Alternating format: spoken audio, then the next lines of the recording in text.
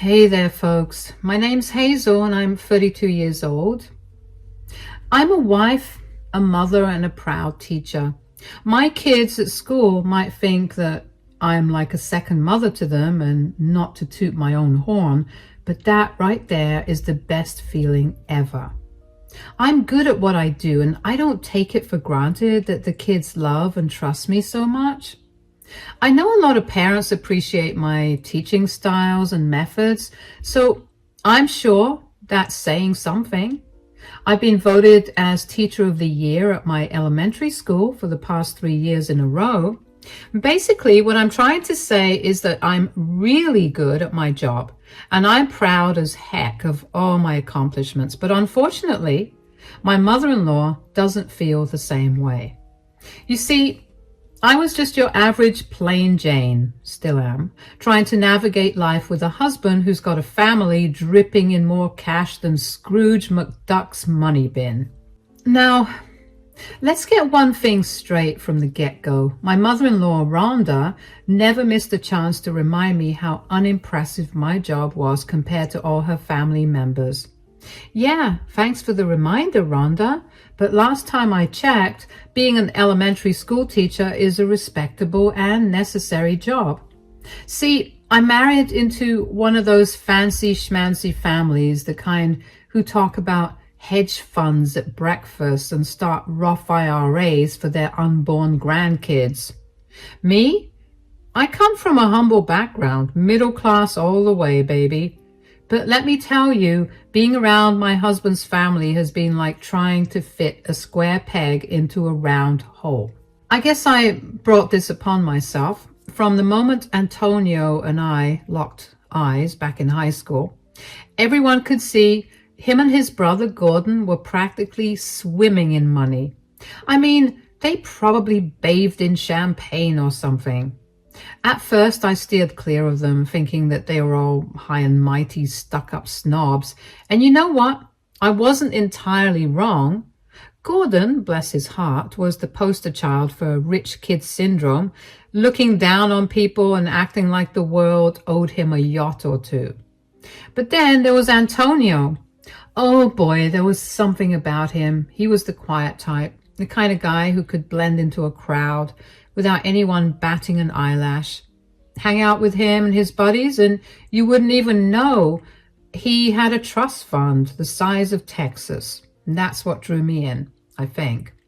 He was so down to earth, charming in his own understated way. And before I knew it, we were head over heels in love and planning our futures together. And it felt like I was in some fairy tale princess dream. But very, very soon, I was going to be hit with the realities of my situation. Man, talk about a rude awakening. I had the idea that meeting Antonio's family would be a cakewalk. I mean, he was such a stand-up guy, so his family couldn't be all that bad, right? Sure, his brother was a bit snobby, but that certainly couldn't apply to the rest of his family, right? Right? Wrong. That first family dinner was like stepping into the lion's den. And let me tell you, I was the main course. From the moment Rhonda laid eyes on me, I could practically feel her disdain oozing out of every pore. It was like she had a sixth sense for sniffing out anyone who wasn't up to her snooty standards. It's nice to finally meet you, Rhonda. Antonio has told me so much about you. I wish I could say the same about you, dear. Antonio, why didn't you warn me about this? Mom, please. Hazel is an amazing girl, and I care about her a lot. Please just back off, okay? Amazing? She doesn't seem like anything special to me. What do you even see in her, Antonio? And when she found out I was going to study to become a teacher, oh boy, you could practically see the steam coming out of her ears. It was like a switch flipped inside her and suddenly I was public enemy number one. Antonio tried to play peacemaker, bless his heart, but it was like trying to put out a wildfire with a squirt gun. Rhonda was on a mission, hell-bent on ensuring that I never darken their doorstep again. And all this drama went down after just one night. Talk about making a lasting impression, huh? And then that's when he bumped into me. Right in front of Mr. Harrison's class. Oh, you should have seen the look on his face. He was so mad. Well, I mean, you did spill that water everywhere, even ruin some kids' science projects. Well, it was worth it. Spending all those hours in detention with you was worth it, because I got to hang out with you. Ugh, barf. Oh, shut up. Don't be mad at me because you'll die single and alone. Oh, Tony, be nice. Tony? Sorry, Mom. It's okay, Mom. Please. Huh. Oh, spare me. What do you even do, Hazel, besides mooching off my son? She's not mooching off of me. She's been working ever since we graduated, Mom. Let the girl speak. Well, I'm currently pursuing a career in teaching. I want to work with school kids and make a positive impact. Teaching? That's it? You call that a career? You're a disgrace, Hazel. Antonio, how could you bring someone like this into our family? Mom, please don't talk to Hazel like that. Her career choices are admirable and I support her fully. Support her? Antonio, you're making a huge mistake. Dating a peasant like her will tarnish our family's reputation. You need to end things with her immediately. Yeah, that dinner was a train wreck from start to finish. Even Gordon, Mr. Cool and Collected himself, looked like he'd seen a ghost when his mom started laying onto me. I ended up storming out in tears. Nothing I said mattered. She spoke to me like I was Hitler. I was fuming, but I was also terrified. What sort of woman spoke to a child that way? I left almost as quickly as I got there, with Antonio practically begging me to let him drive me home. But I was so upset I couldn't even bring myself to look at him. Rhonda had done a number on me, managing to tear down every ounce of confidence a 19-year-old me had in one fell swoop. She made it crystal clear that unless I suddenly struck it rich, got a full body makeover and started tanning on the regular, I was never, ever going to be good enough for her precious son and her elite family. And let me tell you, that hit me like a ton of bricks. Antonio and I actually took a break after that disaster of dinner. He was on the verge of throwing in the towel after begging and pleading for months, ready to call it quits for good and try and move on. But deep down, I knew I couldn't let him go. Yeah, things were rough, but those few months that we spent apart were pure agony. So I made the decision to fight for us, tooth and nail. We patched things up, but it wasn't all sunshine and rainbows at first. He was over the moon when I called him that night to tell him that I couldn't let him go. Antonio started working for his dad's company, diving head first into the family business. And me? Well, I decided to hit the books and pursue my education degree. Now, you might be scratching your head, wondering why I was still chasing after that degree when I had a man who thought a spontaneous trip meant chartering a private jet to Fiji on a whim because he was sick of the cold weather. That really happened, by the way. But here's the thing. I loved the idea of being a teacher. I loved working with kids and seeing the light bulb go off in their heads when they finally got something. And yeah, maybe there was a part of me that wanted to stick it to everyone who said I couldn't make something of myself without their help. So call me stubborn, call me determined, but I was going to make it happen with or without Rhonda's approval, and without any handouts either. Because at the end of the day, I was done letting other people dictate my worth.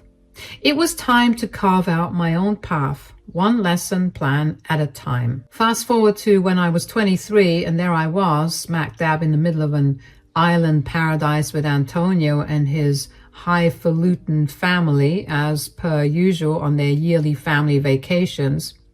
This time we were chilling on a rented island near Hawaii, and I gotta say I was having a blast. Sure, family gatherings were still a tad awkward ever since that infamous dinner all those years ago, but over the years I'd learned to tune out Rhonda and her never-ending complaints. I mean, just the fact that my mere existence was enough to get under her skin was kind of hilarious. She could rant and rave all she wanted, but at the end of the day, I was the one who kept coming back, much to her chagrin. And let me tell you, watching her steam like a teapot while I sipped my cocktail, pure bliss. But this particular vacation was extra special because we were going to meet Gordon's girlfriend for the very first time. Yeah, you heard that right. Gordon, Mr. Commitment Phobe himself, had finally found someone willing to put up with his grumpy demeanor and melt his icy heart. Aww. Her name was Luanda, and let me tell you, she was something else. She came from a well-to-do family and had only migrated to the good old US of A year before the trip from Kenya. Apparently they met at some convention or whatever, and Gordon was smitten from day one. Now, because Gordon didn't want to scare Luanda off with our brand of crazy, he decided to join us a day later, giving her time to ease into the whole circus. And let me tell you, I was pumped. I thought, hey, maybe I'll finally have a friend, a sister in all this madness, someone who could commiserate with me over cocktails. And when they finally rolled up, Luanda blew me away. I mean, she was drop-dead gorgeous for starters, and everybody's eyes were glued to her. But beyond that, she was sharp as a tack and had a wicked sense of humor. I could tell right away that we were going to hit it off. Heck, maybe this vacation wouldn't be such a headache after all. Gordon, my man, it took you long enough to find love. Luanda, you couldn't have come at a better time. Oh? Yeah, you came in and saved this disaster right in the nick of time. One more year like this and I was convinced he was going to become a crazy cat lady or something. Good one, babe. Yeah, laugh it up, Antonio. I don't care. Oh, there, sweetie. Don't let them get to you. Sweetie? Ooh, you're whipped. Knock it off. Antonio, you promised me some embarrassing stories that I could keep in my arsenal. You promised her what?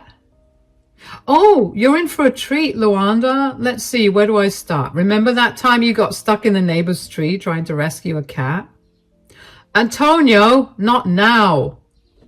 Oh, wow, that must have been quite the sight. Never would I have pegged you for the climbing type.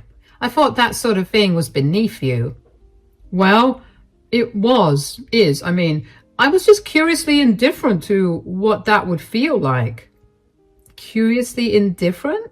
Impossible. Whatever. Let's talk about something else. We were having a grand old time, and for a moment I forgot all about the Wicked Witch of the West and all her awful words that she had for me. I saw Luanda, and I felt like a weight had been lifted off my shoulders. Oh my goodness, you're so funny, Hazel. I have a feeling we're going to be great friends. You've got a good sense of humor. Thanks, Luanda. I feel the same way. Welcome to the family. As we wrapped up the day and strolled towards our beachside dinner spot, guess who decided to crash the party? Yep, Rhonda, who had been missing in action all day, nursing a hangover the size of Kansas from her little white and dark liquor mishap the night before. I mean, come on, who mixes white and dark? Rookie mistake? Anyway, I figured I'd better give Luanda a heads up about Rhonda's antics, wishing someone had given me the same courtesy back in the day. So when Rhonda plopped down at the dinner table and started giving Luanda the cold shoulder, my girl seemed ready for whatever was coming her way. And who might you be? I'm Luanda, Gordon's girlfriend. It's a pleasure to finally meet you, Rhonda. Yes, I'm sure it is. I must say, your piece on colonialism and its relation to the ideologies surrounding manifest destiny was inspiring. Oh, so you've read my work. Interesting. Actually, I cited it in my paper on misogyny for my course in gender studies. It was spectacular. Well, Luanda, you certainly have a way with words. I can see why Gordon chose you. Thank you, Rhonda. I believe in the importance of respectful communication, especially in this setting. So, Luanda, what do you do for a living? I'm a paralegal at Bellamy and Associates law firm. I braced myself for the impending disaster, fully expecting everything to go south in record time.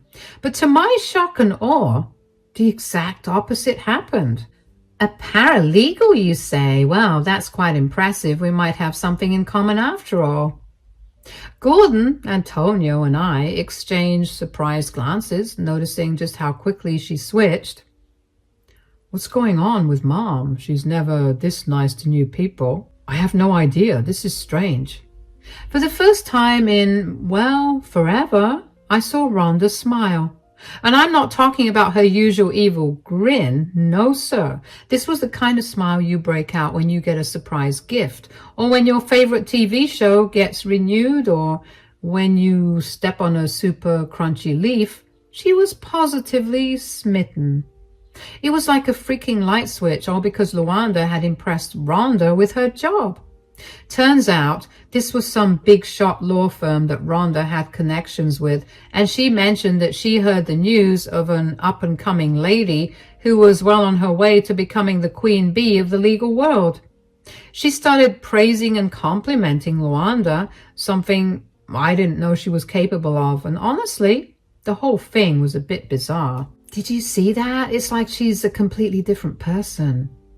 I couldn't believe my eyes. Here I was expecting World War III to break out, and instead we were witnessing a freaking love fest.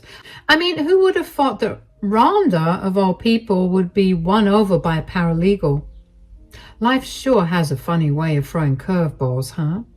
Of course, the moment couldn't just purely be positive for once. No, that was impossible with someone like Rhonda.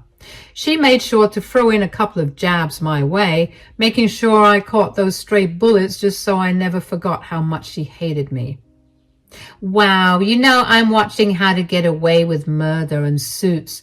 Such great shows. Tell me, is that what it's really like? Oh, I wish. Real law is much more dramatic and scarier than anything they show you on TV. Really? Oh, please tell me some of the crazy cases you've been on.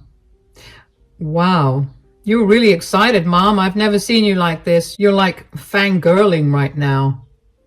How couldn't I be? You boys know that I studied law for a term at Harvard. Did you? Yes, I did. I'm sure I was the greatest lawyer ever in a past life, but alas, God didn't have that in store for me in this reality. Law is such an interesting and commendable profession, unlike some professions around here. Mom, really? We were doing so good. Yes, dearie, you're right. It's such a shame your frumpy girlfriend is here to ruin it all with her presence. I tried my best to ignore Rhonda's antics, but man, having Luanda witness all of this was a whole new level of embarrassment. I mean, talk about awkwardness. A few hours passed and I was still feeling a bit bummed out by the whole ordeal when, out of nowhere, Antonio dropped the bombshell of the century. Right there in front of his family, he got down on one knee and popped the question. I swear my heart skipped a beat. He had this whole romantic setup with rose petals leading to a cozy bonfire on the beach, and when it finally clicked in my head what was happening, I burst into tears, saying yes 1,000,000 times over. I mean, who wouldn't? The man of my dreams was asking me to spend the rest of my life with him. What else could possibly matter in that moment? I was so caught up in the whirlwind of emotions that I didn't even notice Rhonda lurking in the background, rolling her eyes and fake gagging at my happiness. But you know what? I didn't give a damn. I was over the moon and nothing was going to bring me down. Gordon, Luanda, and a bunch of cousins who had tagged along for the trip were all over the moon, showering us with congratulations and well wishes. Conveniently enough, Rhonda decided to call it a night early, claiming she had a headache. Yeah, right. And from that moment on, Rhonda had it out for me like never before. She was dead set on making sure I never made it down the aisle. But guess what? She failed miserably. Antonio and I tied the knot not long after the proposal, surrounded by all our loved ones. Rhonda threatened she wouldn't show up, but surprise, surprise, there she was, scowling like a storm cloud during the entire ceremony. Typical. Years flew by, and Antonio and I started building our little family. We welcomed twins when I turned 28, and let me tell you, life couldn't have been sweeter. Despite becoming a mom, I was still passionate about my teaching career. And you know what? I thrived at it. Climbing up the ladder, snagging bigger and better promotions, and earning more recognition at school, all thanks to my hard work and smarts. Life was chugging along just fine for us. Antonio, my brother-in-law, and his wife were all killing it in their careers. Things were looking up for everyone. Well, almost everyone. Rhonda was still her charming self, always finding new ways to compare me to Lawanda and make it painfully clear who her favorite daughter-in-law was. Spoiler alert, it wasn't me. Nope, according to Rhonda, I was more like a parasite than a member of the family. Can you believe the nerve? I was so done with her nonsense that I decided the best course of action was to steer clear of her at all costs. I'd gladly go the rest of my life without laying eyes on her if I could help it, but life, as they say, had other plans. Not too long ago, Rhonda turned 66 and decided to throw herself a retirement bash at her fancy pants estate. Because, you know, attending events and chairing galas must have been such hard work. I roll. Honestly, I couldn't care less about going.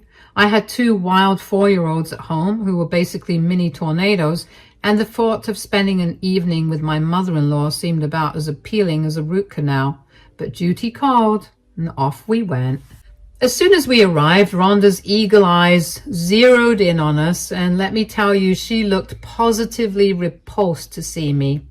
Antonio got whisked away by some investor buddies, leaving me to fend for myself against his lovely mother. Before I could even say hello, she was on my case about my outfit, claiming it was an embarrassment to her. Like, excuse me? Okay, I'm not gonna lie, I look like a tired zombie who'd slapped on a bit of makeup and thrown on a simple black dress. Cut me some slack, lady. I'm a teacher with 2 kids at home. Ain't nobody got time for fancy schmancy outfits. Hazel, what on earth are you wearing? You look like you just rolled out of bed. This is my retirement party, not your stupid, trashy PTA meetings. Oh, I'm sorry if my outfit isn't up to your standards, Rhonda. I thought my black and white dress was cute. Cute? You're a grown woman, Hazel. You shouldn't want to look cute. You should want to look elegant. I mean, just look at Lawanda over there. She always looks amazing, unlike you. Well, Rhonda, I'm not here to compete with Lawanda. I'm here to celebrate your retirement. If you'd rather I go home, then I can do that.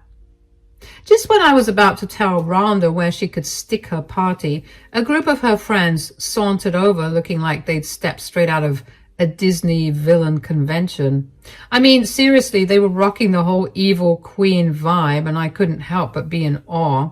But while I was admiring their fabulousness, I could see Rhonda starting to panic. Her friends were eyeing me like I was some stray mutt who wandered into the wrong backyard, and they had the nerve to ask Rhonda who I was.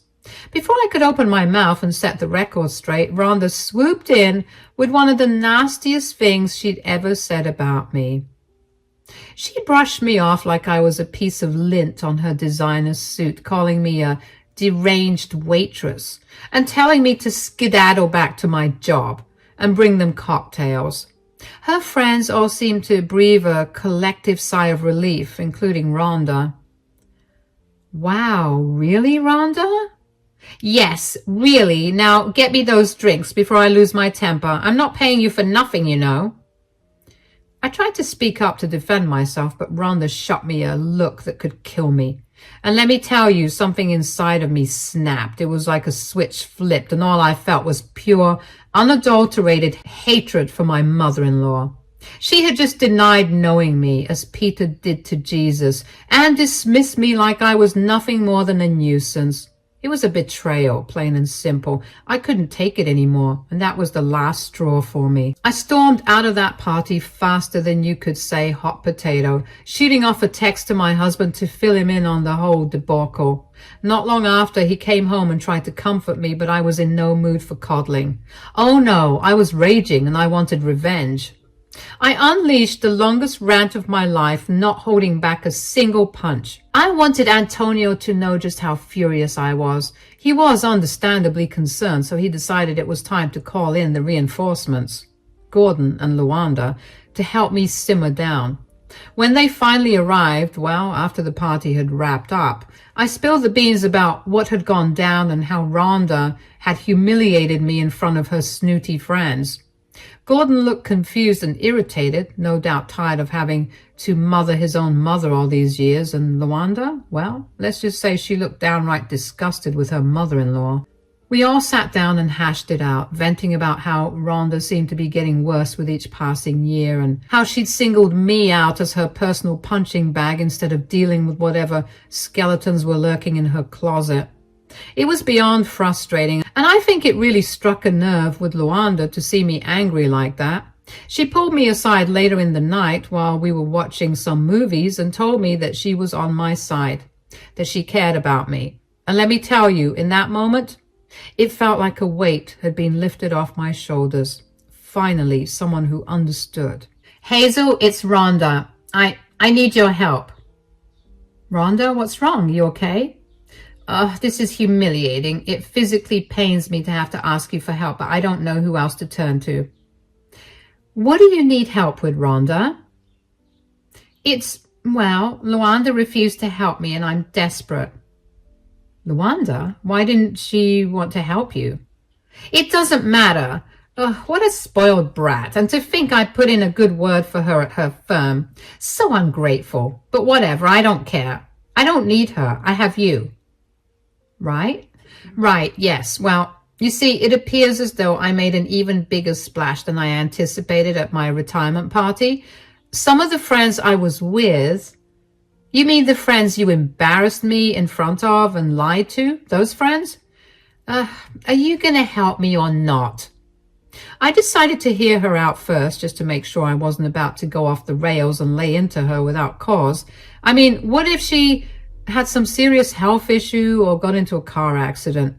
I didn't want to be the jerk who chewed out their mother-in-law if she was in that kind of situation. But nope, no such luck. Turns out she just wanted to gab about how her friends were gushing over her party and how she was planning some big charity event to impress them and line her pockets with cash. Apparently some big-time investors were coming in from Dubai, and Rhonda's friends gushed to them about how amazing Rhonda is and how she's for the people. Yeah, right. Obviously, Rhonda got dollar signs in her eyes the moment she heard that. She's the type of person who would bend over backwards for some cash. But she would jump to the moon and back to gain status. Classic Rhonda. So she asked Luanda to help her out because her law firm has strong ties to Open Arms Orphanage, a famous orphanage in this state because some famous athlete grew up there. Couldn't be bothered to remember who, though. A lot of celebrities and socialites love to donate to that orphanage because of how well known it is, but it seems like Luanda was far from interested in helping Rhonda. I genuinely appreciated the sisterly solidarity from Luanda. She had always been a friend, and she had always hated the way that our mother-in-law treated me. I'm glad she stood up to her. And now Rhonda was coming to me because she needed access to the school where I worked. She wanted to contribute to some charity effort there and make it look like she loved kids. Talk about poetic justice. The woman who had hated me and my job for all these years, just to turn around and ask no, beg me to help her, I had to hand it to the universe. It had a wicked sense of humor. But let's be real here. that wasn't enough. Oh no, I needed to serve up my own dose of revenge. Now, you might be thinking this is the part where I flat out reject her and refuse to help, right? Wrong. I had a much better plan up my sleeve. I simply replied with a nonchalant, okay, and got to work setting my plan in motion. Cooperating with my boss and the school board, I got the green light for Rhonda's charity event. I mean, let's be real, we were overworked and underfunded, so any kind of charity was more than welcome. It didn't take long to get everything approved, and within the month, Rhonda was all set to kick off her event. Now, I may or may not have incentivized my kids to be a little sassy for her arrival, and let me tell you, they delivered. They bombarded her with questions and turned up the volume on their rowdiness. I taught 5th grade, mind you. Rhonda was completely overwhelmed, and within a couple of hours she started to resemble me on a Saturday morning, 2 kids deep with messy hair and bags under her eyes. Yep, she was a complete mess, looking like she'd been electrocuted and then thrown in a puddle for good measure. And let me tell you, it was a sight to behold. Hazel, this is a disaster. Look at me. I look like a mess. I'm just trying to show people that I'm a good person, but these kids are so rowdy.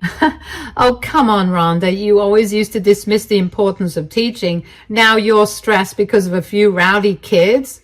I bet you don't think it's such a useless job after all. Then, just like in a horror movie, her face darkened, and that's when she began her tirade. How dare you mock me, Hazel? This is important to me, unlike your silly little teaching job. Your kids are filthy animals. Do you know what's at stake for me here? I'm here to impress some people who make more money in an hour than you ever will in your miserable life. Rhonda, whoa, don't talk about my kids that way, and keep your voice down. You always think you're so much better than everyone else with your holier-than-thou attitude. You think you're an angel, huh? Well, you're the exact opposite. You're a lowlife, a nobody. And where you work has always been a reflection of that. You're so embarrassing. Do you know how sick I feel knowing that I have to be related to you because my idiot son has zero taste in women? As Rhonda continued to shout and be rude, she started looking crazier and crazier, drawing the attention of not just the kids and the principal, but also other staff members, journalists, and photographers who were there to capture her benevolence and generosity. I'm telling you, everyone was starting to notice how Rhonda was acting like Cruella de Vil, and she was looking like a hot mess to boot. And just when things couldn't get any worse, her snooty friends and those big shot investors from Dubai finally rolled up in their Rolls Royces and Hummers, looking like they were dripping in gold. Talk about a complete contrast to Rhonda's sorry state. When Rhonda realized that her outburst had been witnessed by everyone, including her friends who had just arrived, she turned beet red and started breaking down, tears, snot, and the whole shebang. It was really wild to witness such a grown woman act like that. She was blaming me for everything, telling people not to look at her, just digging herself into an even deeper hole as she was drawing all the wrong kinds of attention. It was actually kind of sad to see her unravel like that. Those big shot investor guys were not impressed at all, and it looked like her snooty friends were getting embarrassed as well because they tried to laugh off the situation. One of her friends even mentioned how they barely knew Rhonda and that they wanted to give their new friend a chance to impress them, but that was clearly a mistake. Yikes. Mind you, Rhonda has had these so-called friends for 7 years at this point.